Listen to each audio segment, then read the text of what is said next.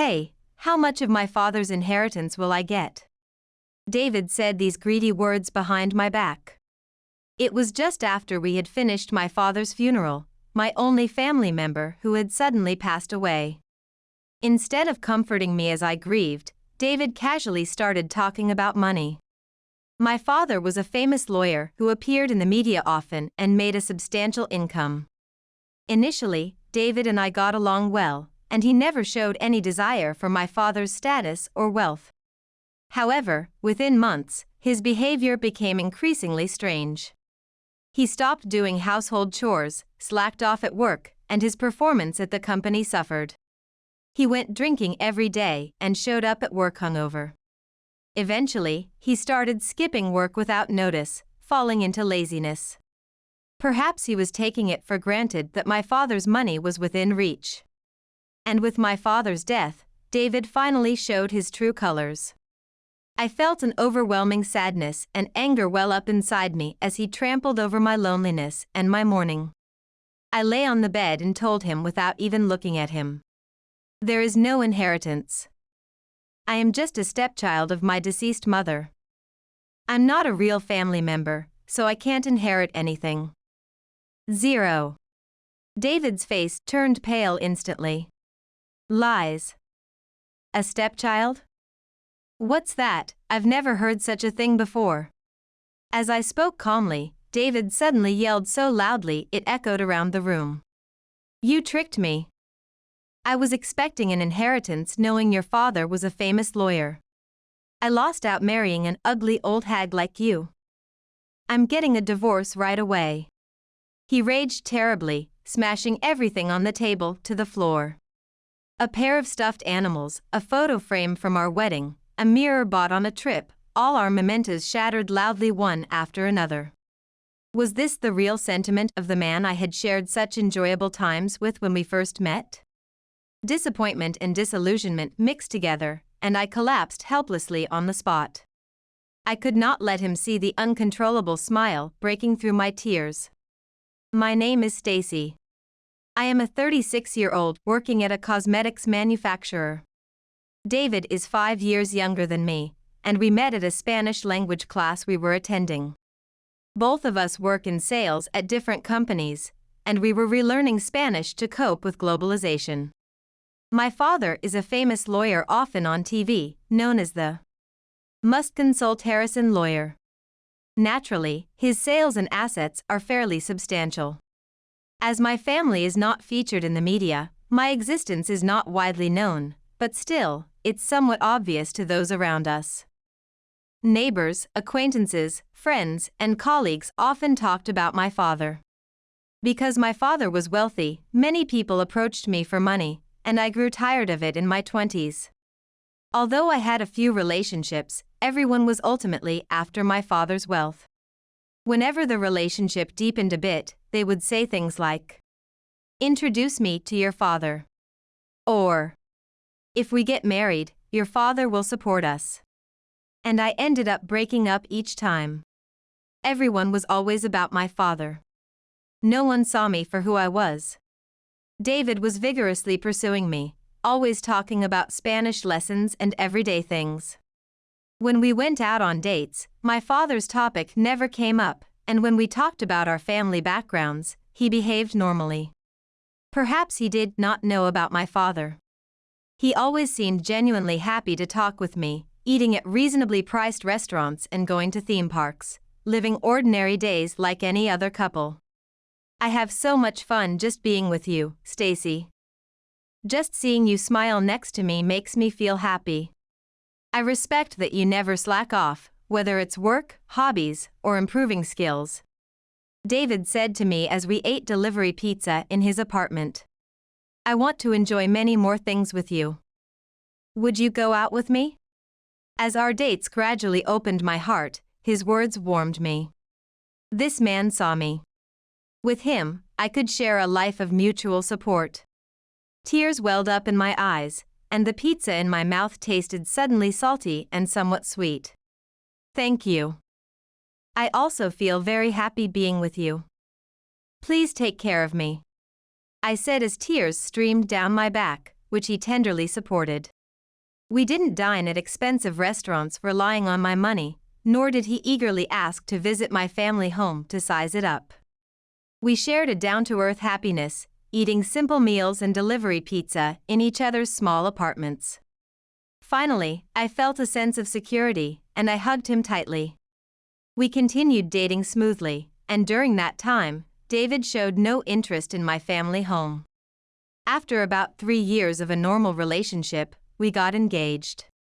Of course, we had to meet each other's parents if we were to marry. I was quite nervous when I invited him to my family home. Since he seemed unaware of my father, I was a bit scared he might be shocked and run away. As we waited for my parents in the living room of my family home, my father appeared and introduced himself. David was very surprised. "Wait, are you the lawyer Harrison, who appears on TV every week?" David gaped, and my father laughed heartily. "Yes, I am that lawyer.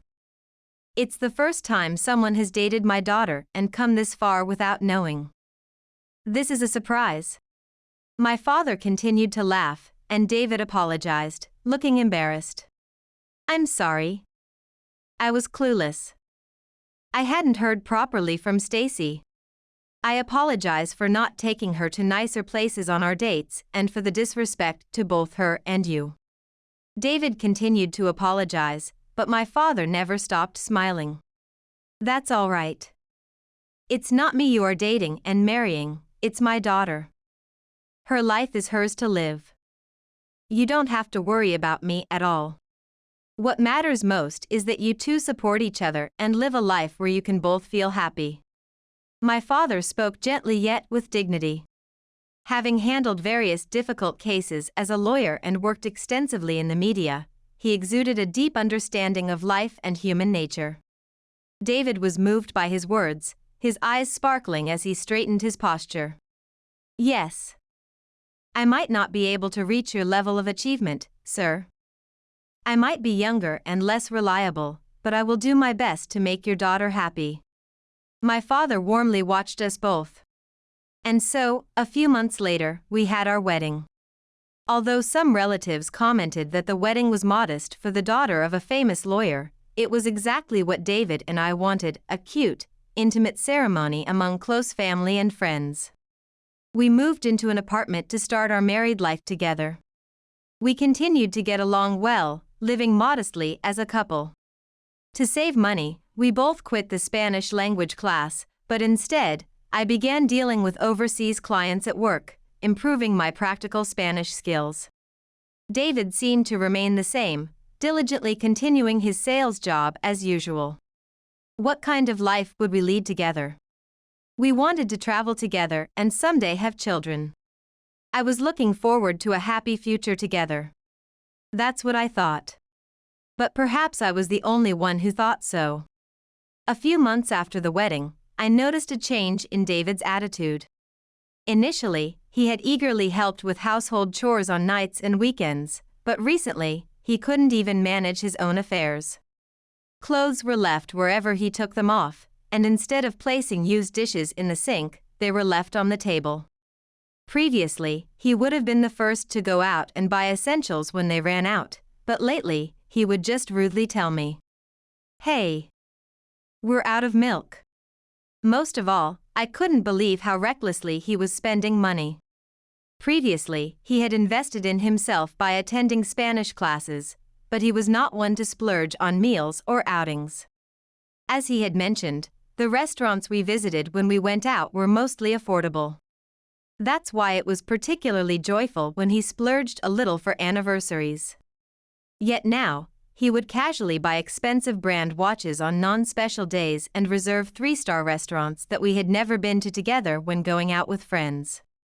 It was too much to ignore, so I asked him, "I understand you want to indulge, but are we okay financially?" He would dodge the question with excuses like, "Now that I'm married, I have to live a little lavishly to maintain my status." Even when I cautioned him, saying, "We need to save for when we have children, and it's troublesome if you keep splurging alone," he responded too carelessly, "It'll be fine. We'll manage somehow. During this time of irresponsible attitudes from my husband, the season for winter bonuses arrived. My bonus hadn't changed much, if anything, it had increased slightly, perhaps as a recognition of my daily efforts. The problem was with David. The figures on his bonus slip had one less digit. He too seemed a bit distressed, and upon asking, he revealed, "It's about 1/3 of the last time." There were no rumors of significant downturns in his company or industry. It was clear that the assessment was due to his own issues.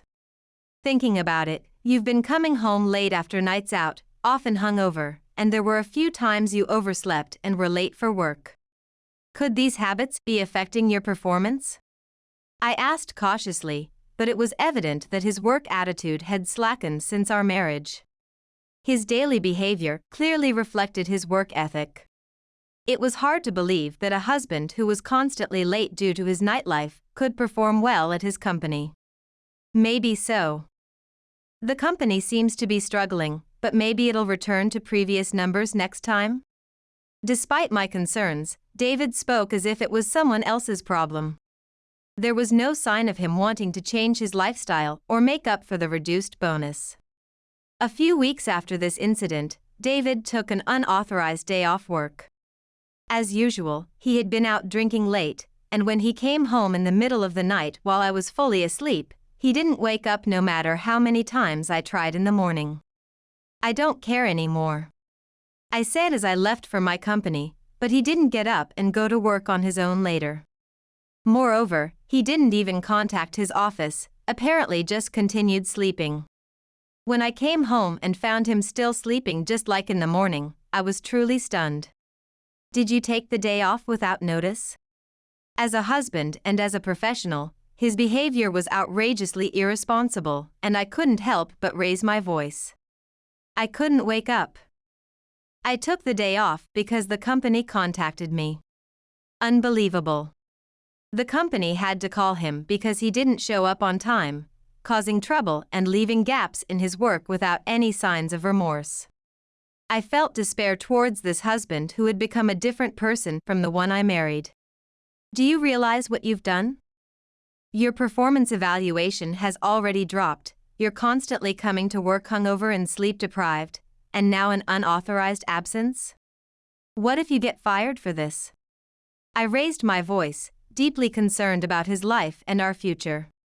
The next thing David said left me speechless. "Then I can just borrow money from your dad." At that moment, everything went dark before my eyes. Since when had this man become someone who would rely on my father's assets? He had promised my father to be happy together while supporting each other. He used to say he was happy just being with me and enjoyed our modest lifestyle. I felt foolish for believing I could be happy with him. Now it seemed he was with me only for the money, just like those in the past. Are people really so blinded by money?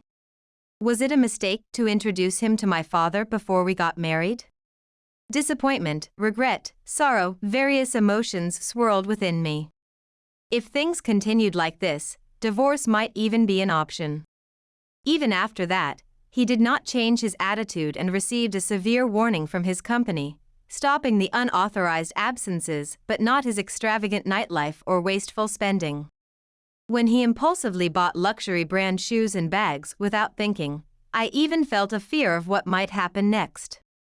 While feeling insecure about my own life, months passed just like that. Then one day suddenly, my father passed away. It wasn't due to an accident or incident, but a sudden illness. Of course, my father's colleagues in the media made a big fuss, and everything around me became extremely busy.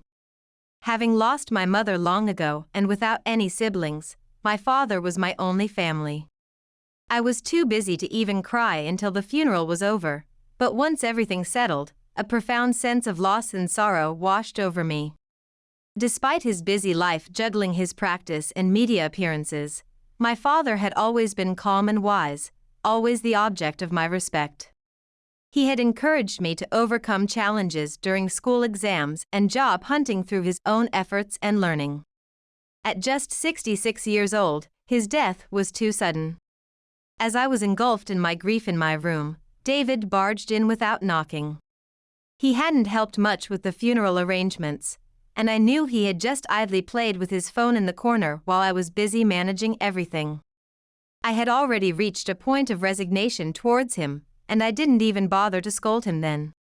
While I was sobbing and clinging to the bed, David didn't even squat down to meet my eye level. He just stood and said, "Hey, how much is the inheritance?"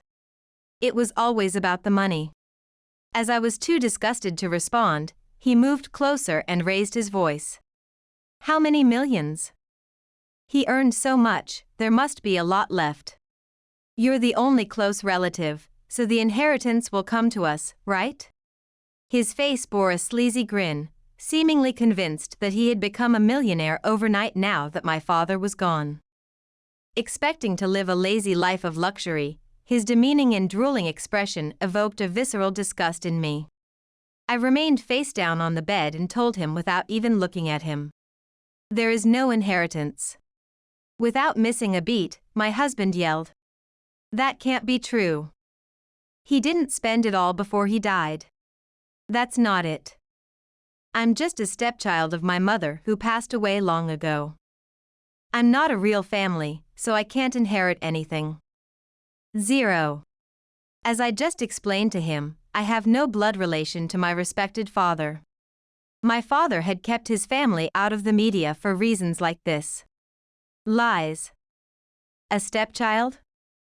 I've never heard such a thing before. It's true that he raised me until I was an adult, and we both cherished each other. My mother had died a long time ago, so I thought there was no need to mention it. I had nothing left to say to my husband. Instead of telling him to leave, I just sighed, and he suddenly shouted loud enough to fill the room. "You tricked me. What do you think I've been sucking up to you and your father for all these years? Give me back my last few years."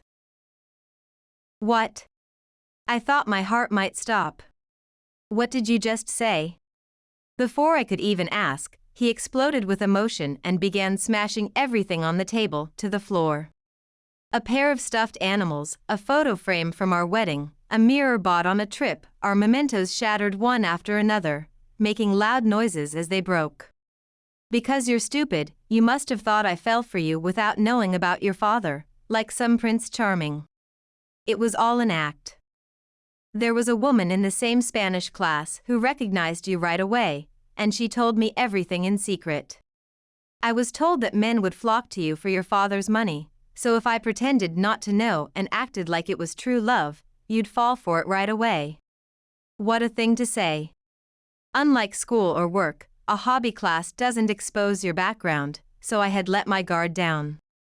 Since no one had ever mentioned me in the Spanish class, I truly believed he had fallen in love with me without knowing about my father. He said earlier that he tricked me, but it turns out I was the one who was deceived." David clicked his tongue loudly. "Damn, what am I supposed to do now? You've messed up my life plans. I've been pretending to be a good guy for 3 years thinking I'd get an inheritance. Otherwise, who would bother with an ugly old hag like you?" As soon as his true nature showed, he said whatever he wanted. I was so disheartened, I reached my limit and couldn't even argue back, just felt my heart growing colder. "I was planning to divorce you once I got the inheritance. I've been seeing someone for about a year, and I was going to marry her. I was going to use that money to build a nice house and spoil her." Following his revelation of lies, he even confessed to having an affair. I had to react to this. I suddenly raised my face and stared at him. "What did you just say?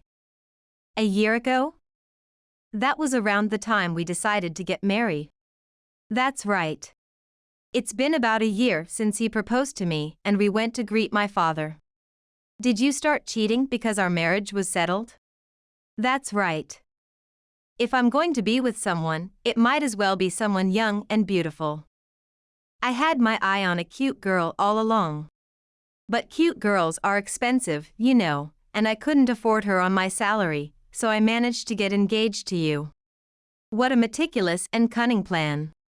For his trivial desires, He had been using both me and my father. He was supposed to be out drinking with friends and colleagues, but was it mostly dates with his affair partner? My heart pounded with anger, my fingertips grew hot and started to tremble. Ah, what a loss. If there's no money, I have no use for you. I'll divorce you right away. He spat out as if throwing away trash. I calmly told him while facing him. Of course. A person who deceived us and even cheated, I'd rather not deal with you. Let's get divorced as soon as possible. And since you were cheating, I'll also claim compensation. At the mention of money, as if he had calmed down after saying what he wanted, he started to get worked up again. Compensation? I'd like to receive that myself. I've been the one deceived all along. Besides, can you provide proof of the affair to the lawyer? Photos? Recordings? You have nothing, right? While feeling as if my insides were boiling over, I spoke as calmly as I could.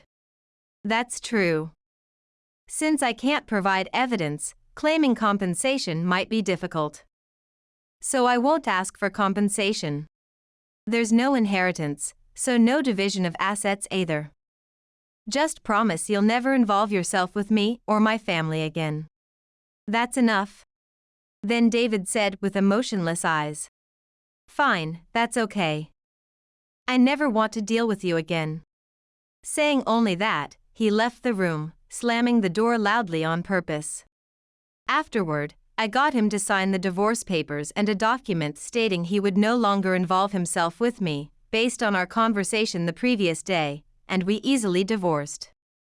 Having lost both my father and husband in a few days, I returned to my family home feeling empty. In the room where my father had lived until just recently, his presence still lingered, and I cried there once more. Later, I picked myself up, returned to work, and started getting used to living alone at my parents' house, gradually returning to a peaceful life. About 2 weeks later, my smartphone began ringing incessantly all day.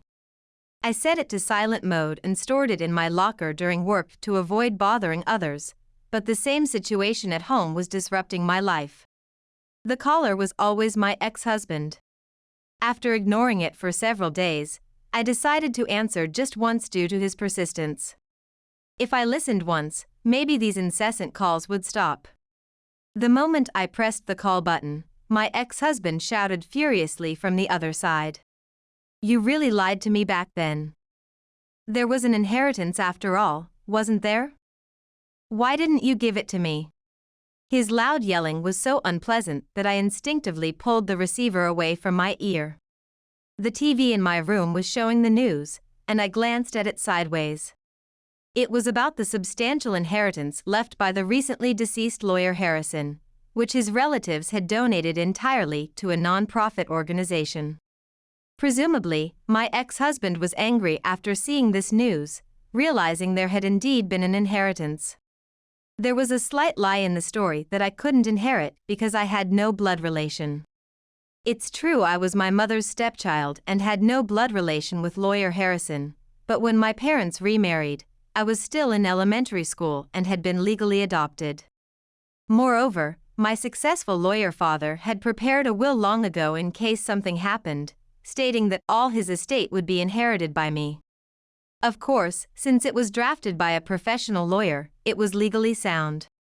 When my father passed away, my husband was already leading a profligate, lazy lifestyle. I had kept silent about the existence of the inheritance, thinking that if he knew, he would spend it all without working. And what about that amount? $2 million? With that money, I wouldn't have to worry about living expenses for the rest of my life. Why did you keep quiet, you idiot? Since we were already divorced, he, now a stranger, could not touch our money. He seemed to be fuming with shock and frustration at having missed out on a large sum of money. That's exactly why. You don't work seriously but cling to other people's money. I wouldn't give you a single penny. As I firmly stated, my ex-husband made a pitiful sound on the other end of the line. Did you really donate everything? Isn't there a little left? Impressed by his inability to give up, I answered. I donated every single penny. There is no more of my father's money here. Then I heard an explicit click of the tongue from the other end. You really are stupid. Why would you donate it all? You could have had a good life if you had kept it for yourself. Ah, I'm glad I divorced such a dumb woman. My ex-husband threw that parting shot and hung up unilaterally. Finally, the storm had passed. I took a breath and blocked his number on my phone.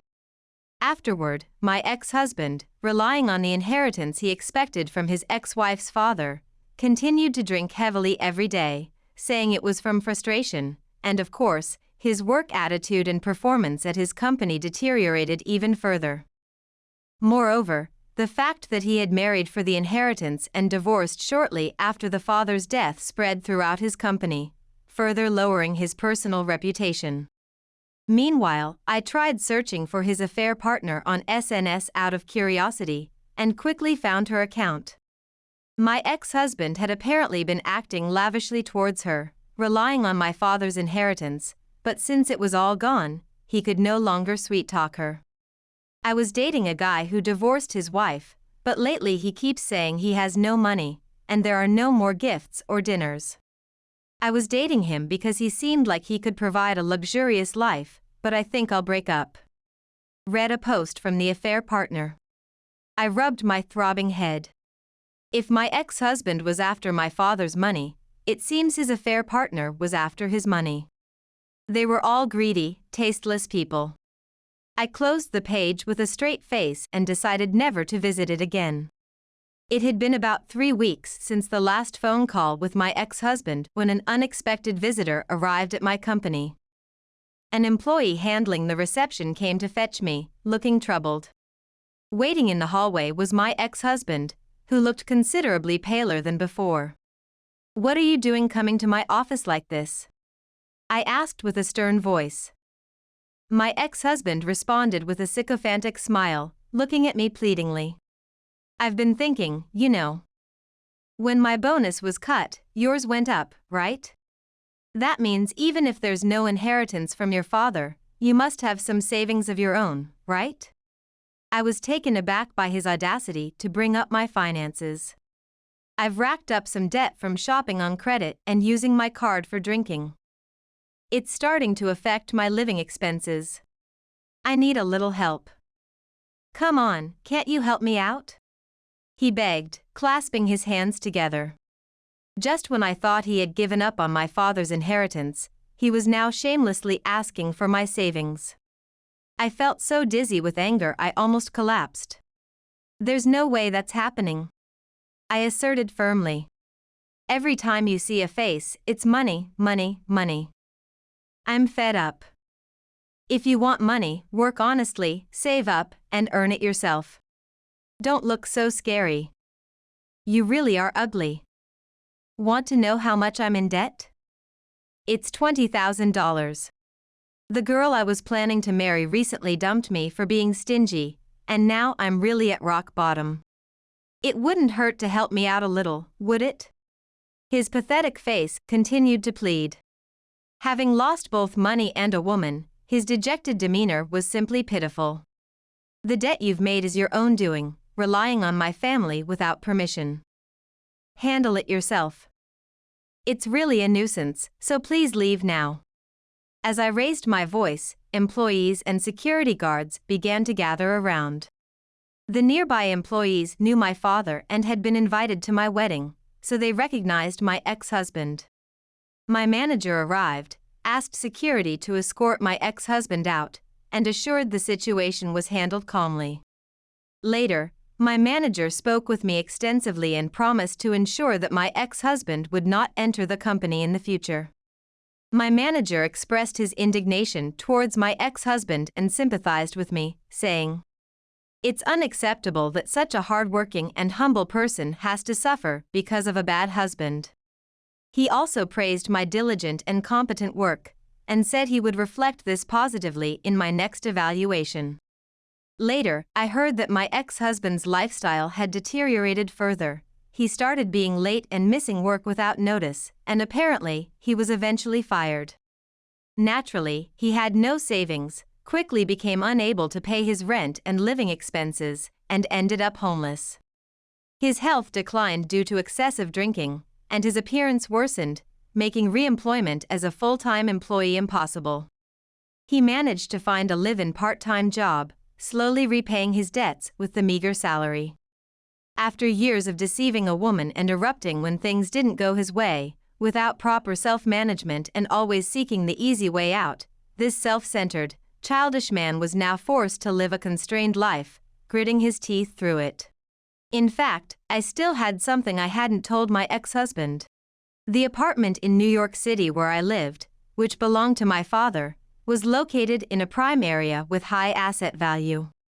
I planned to live here for a while and then, perhaps find a new place or sell it if I find a new partner someday. Moreover, while it wasn't a lie that I donated the inheritance, it wasn't the full amount as I had told my ex. The will stated, "Feel free to use it, but make sure to spend some on yourself too." My father likely foresaw that I would donate to an organization involved in helping children worldwide, an interest I've had for a long time. I won't betray my precious father, so I decided to keep a little for myself as per his will. There is currently $500,000, a quarter of the inheritance, in my account. Of course, I won't waste it on flashy brands or frivolous entertainment. I plan to use it carefully for my future.